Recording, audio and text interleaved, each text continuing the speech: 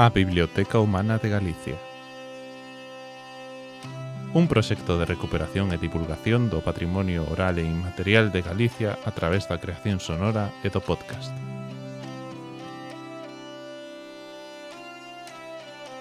Lucrecia López.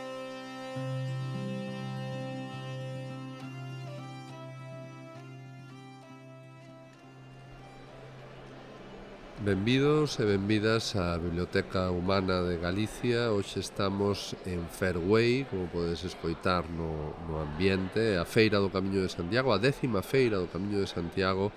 En esta Biblioteca Humana de Galicia hoxe queremos conversar con Lucrecia López. Ela é italiana, pero leva anos xa fincada en Santiago de Compostela e é unha das persoas que máis coñece o Camiño de Santiago, entre outros motivos porque fixo a súa tese de doutoramento sobre o Camiño de Santiago, coñecemento científico, universitario, e tamén porque é a directora do CETUR. Que tal? Benvida. Hola, bo día. Moitas gracias pola invitación. Moitas gracias a ti por acompañarnos. Contanos en primeiro lugar pois un pouco a túa vinculación con Galicia, non? Como comeza, non, o teu camiño?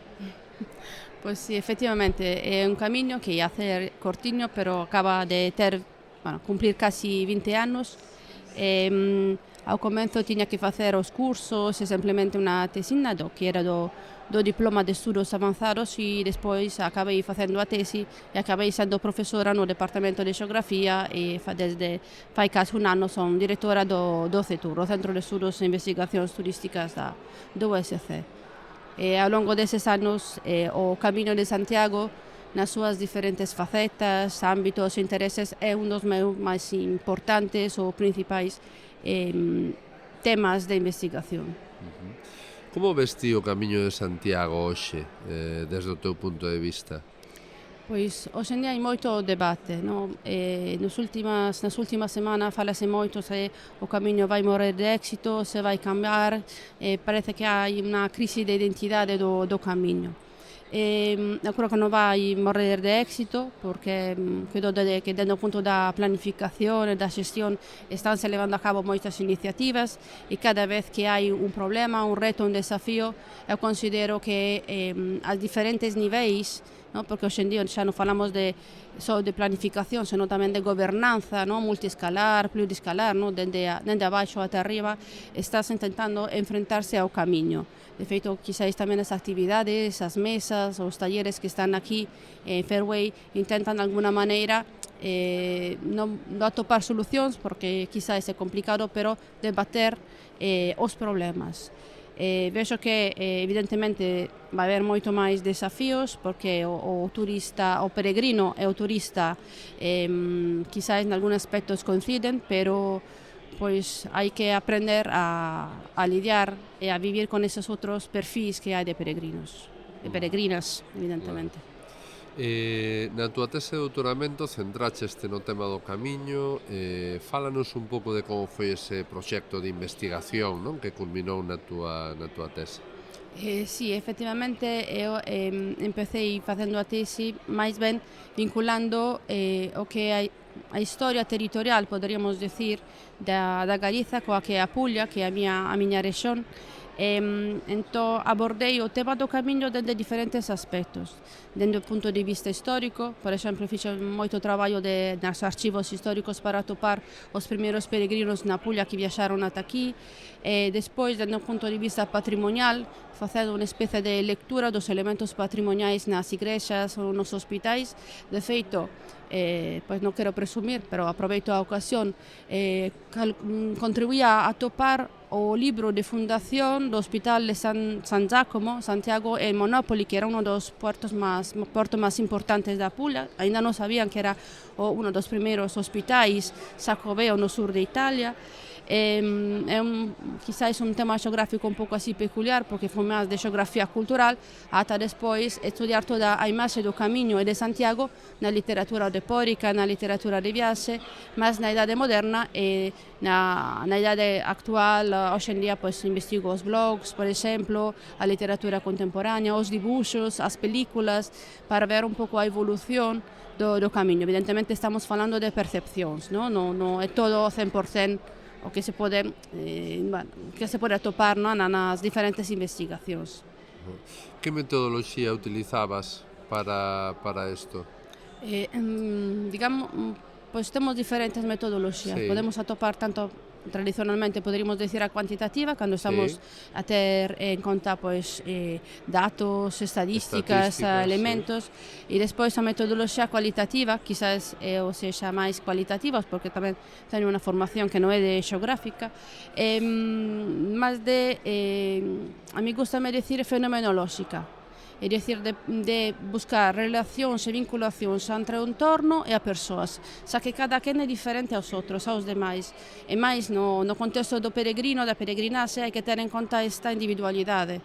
Entón, pois, como cada quen vivía a súa peregrinación, sexa a nivel macro ou sexa a nivel micro, non? Por exemplo, quen non podía facer a peregrinación ata Santiago, pois facía a peregrinación no seu barrio e xa deixaba o legado ou unha ofrenda á igrexa ou mercaba unha concha, no? Todas esas conchas que hoxe en día ainda atopamos nos bens patrimoniais en toda Europa son símbolos de peregrinacións xa na Idade Media, que para mí a mellor idade da Europa, pese ao que todo o mundo di, que non é nada oscura. O propio Elías Baliña centrábase un pouco nesa idea, non? Na idea de que se o camiño de Santiago na Idade Media moveran millóns de persoas, por que non na idade contemporánea podía volver, non? No ano 59 chega ao Cebreiro e traballa para, digamos, ese soño, non? De decir, por que non se pode revitalizar? Eu creo que o camiño é algo cíclico, evidentemente, é un río, non? Que é incesante, que vai fluindo, non? Que atravesa determinadas etapas. Dende o Centro de Estudos Turísticos, como ves o camiño? Hai esa dicotomía entre calidade e cantidade? Esta é unha boa pregunta, pois máis que dicotomía é o reto, non é certo? Hai moita cantidade, chegan cada vez máis peregrinos e chegan máis do que máis peregrinos e peregrinas dos que días Compostelas, evidentemente, porque é unha forma de mirar, pero non temos a percepción, a cuantificación completa, pero é certo que en algúns tramos, en algúns cidades, en algúns espazos, quizás haxa algún problema, pero por outro lado tampouco quero ser moi... Eu creo que hai que recoñecer que, claro, os peregrinos chegan, teñen expectativas, pero tamén, por moito que se está a facer, eso sí, a peregrinación non deixa de ser algo estacional. Polo tanto, é certo que hai problemas de convivencia, pero temos que recoñecer que Santiago ou eses tramos de camino que teñen problemas de convivencia son, pois, nalgúns momentos puntuais. Agora, en outubro, novembro, non temos todos esses problemas. Entón, quizás ser un poquinho máis de comprensión e entender que, claro, nós, en algún momento, somos turistas, quizás fóramos peregrinos, entón, pois, no recoñecer que teñen alguna necesidade e teñen algunhas cuestións que esperan que os composteláns podamos satisfacer. Dende o CETUR facedes enquisas a peregrinos, facedes enquisas no camiño, facedes enquisas na cidade? Deixáronse de facer, porque se facían en tempos. Que mágoa, non? Porque sí. Eso realmente era unha fonte de información extraordinaria. Nós, de feito, esta biblioteca humana, o proxecto de la Flecha Amarilla, o proxecto de historias peregrinas, ven un pouco diso, de escoitar as historias, escoitar que queren, que buscan, cales son as expectativas, cales son as frustracións, que se está facendo ben, que non se está facendo tan ben, non? Eu creo que eso sería importantísimo, non? Claro, eu cando cheguei había o Observatorio do Camiño de Santiago, que traballaba con outra metodoloxía que evidentemente a recollida da Compostela era unha fonte moi útil. Claro, eu lembro disso, eu colaborara con iso bastante. Porque teño compañeras que traballaron aí, pero logo por cuestións económicas ou tal, deixou de existir. O mesmo no caso do Observatorio da Cidade de Santiago, o CETUR levaba o peso da xestión, pero tamén ese observatorio deixamos de existir. Claro, nós podemos empuxar eses tipos de cuestións presentando o proxecto, convocatoria, por exemplo, como temos agora un proxecto europeo, outro proxecto da Cátedra do Camiño.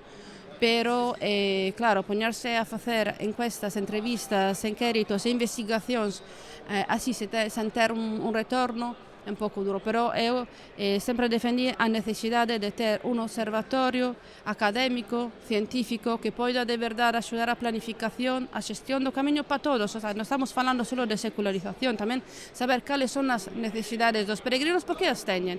E isto pode facilitar o diálogo entre peregrinos, as peregrinas e os cidadáns. E a xestión, a toma de decisións, a planificación e todo. Bueno, pois con esa idea nos quedamos, non? Desa necesidade de volver a invertir, non? De diñeiro público neste tipo de historias que son moi importantes e que realmente poden ser, bueno, marcar tamén un pouco o futuro do que é o Camiño de Santiago.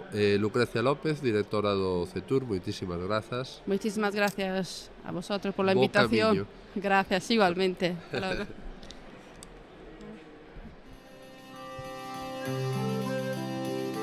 A Biblioteca Humana de Galicia. Un proxecto de recuperación e divulgación do patrimonio oral e inmaterial de Galicia a través da creación sonora e do podcast.